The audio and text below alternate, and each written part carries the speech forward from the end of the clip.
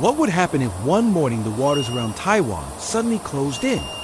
Chinese warships forming an iron ring, aircraft circling overhead, and missiles silently waiting on the mainland. Beijing calls it a quarantine. The world calls it a blockade. And in that tense moment, somewhere in Japan or Guam, a set of ordinary-looking containers open their lids, and the US Army's brand new Typhon system comes to life. Tomahawks and SM-6 South ready to launch. Now, the question becomes, who holds the real advantage China with its so-called carrier killers? The DF-21D and DF-26, or the United States with a missile battery designed to break blockades before they harden? For years, China has invested in anti-access and area denial, the concept of keeping U.S. forces far from its shores. The centerpiece of this strategy is the DF-21D, often labeled the world's first anti-ship ballistic missile. On paper, it promises to track and sink an American aircraft carrier from 1,500 kilometers away. Its bigger cousin, the DF-26, boasts a range of up to 4,000 kilometers, threatening carriers as far as Guam. Chinese media call them carrier killers. Western analysts call them a psychological weapon, because despite decades of parade showings and state media hype, not one has ever been tested against a moving carrier at sea. That single fact leaves a shadow of doubt. Can they really do what they claim? Meanwhile, the United States quietly fielded something new. The Typhon system doesn't look intimidating at first glance. It is a truck with a boxy launcher so ordinary it could pass for shipping containers on a dock. But inside are Tomahawk cruise missiles and SM-6 interceptors. Two very different weapons in one system. The Tomahawk is a precision strike missile with a combat history stretching back to the Gulf War, hitting bunkers, runways, and ships with pinpoint accuracy. The SM-6 is more unusual. It can intercept aircraft, shoot down ballistic missiles, and even strike ships at sea.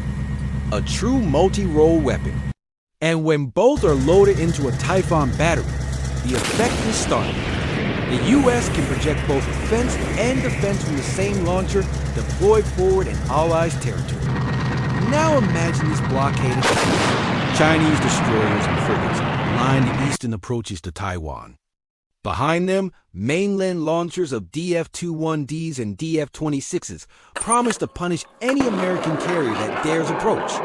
The world watches to see if the United States will blink. But instead, Typhon batteries stationed in Japan open their lids.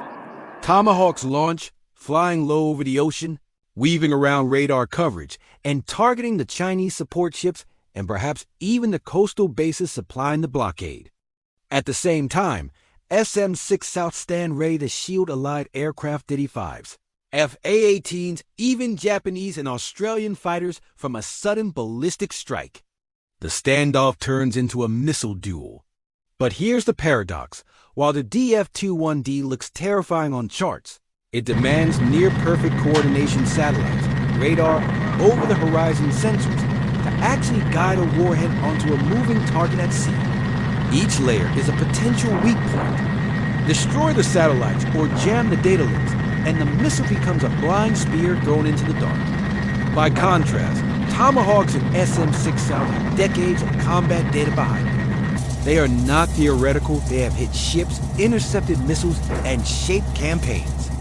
So the deeper question emerges, is China's missile arsenal a revolution in naval warfare or a carefully staged illusion designed to scare opponents without ever firing a shot? There's another angle that rarely gets discussed: cost. A single DF-26 reportedly costs tens of millions of dollars. Each launch is a huge gamble. The Barracuda 500 and other short-range weapons cost far less and can be fired in swords. The Typhon system straddles both worlds. Expensive, yes, but flexible enough to strike targets that matter, not just to demonstrate capability. Which raises the debate. In a real fight, is it better to have one carrier killer that might never connect, or a system that can repeatedly chip away at your opponent? As logistics and confidence? And then we have to ask the political question. If a DF-21D or DF-26 actually struck a U.S. carrier, the consequences would be global. Washington would see it not just as a military act, but as a declaration of war. Would Beijing risk that? Would it really gamble its future on the first real-world use of a ballistic anti-ship missile? And if not, then what purpose do these weapons truly serve deterrence or theater? In contrast, the Typhon doesn't need to be fired to be effective. The mere knowledge that it exists in Japan or Guam changes China's calculus. Every blockade ship becomes a potential target. Every coastal base vulnerable to Tomahawks, every ballistic missile threatens the SM-6. Typhon is less about raw numbers, more about breaking the opponent's certainty. If Beijing cannot guarantee its blockade will hold, can it really risk starting one? But let's not give the United States a free pass. Typhon is brand new. It hasn't seen combat yet. Its integration into the complex network of US and allied defenses is still ongoing. Critics point out that no system is perfect jamming. Cyber attacks or sheer numbers of Chinese missiles could overwhelm even the most advanced interceptors. Others worry that Typhon's deployment escalates the arms race in Asia, pulling allies deeper into America's fight.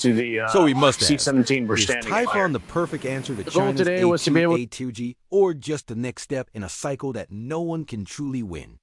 And this brings us to the heart of the hypothetical. In the first 72 hours of a blockade, missiles would fly in both directions.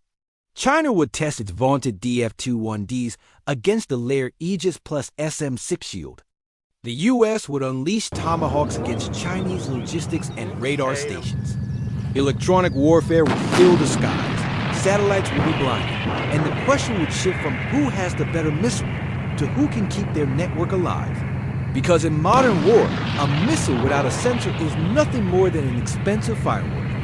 Picture the escalation. AUS carrier strike group approaches within range of Chinese missiles. PLA commanders authorize ADF-26 launch. The world holds its breath. But before the missile can strike, it is tracked, jammed, and intercepted by an SM-6. Minutes later, dozens of Tomahawks tear through a coastal depot fueling the blockade. Suddenly, the myth of an impenetrable Chinese missile umbrella begins to fade. But the reverse is also possible. What if a DF-21D slips through even once? The political shock would be immense. Could Washington maintain its resolve if one of its supercarriers was even damaged? That's the razor's edge both sides are walking. So, who wins this battle of blockades and missiles? The answer may not be as simple as Typhon beats DF-21D.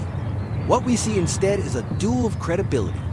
China has weapons with impressive ranges, but untested in real war. The US has systems with decades of proof, but now faces the challenge of keeping them updated and resilient. Typhon is the newest piece, a bold attempt to bend the game back in America's favor. But as with all technology, time will tell whether it is enough. By the end, we return to the original question. Can China's DF-21D and DF-26 truly enforce a blockade on Taiwan? Or are they destined to be remembered as impressive on paper, fragile in practice? And can the Typhon really break a noose before it tightens? Or is it just another escalation in an endless rivalry?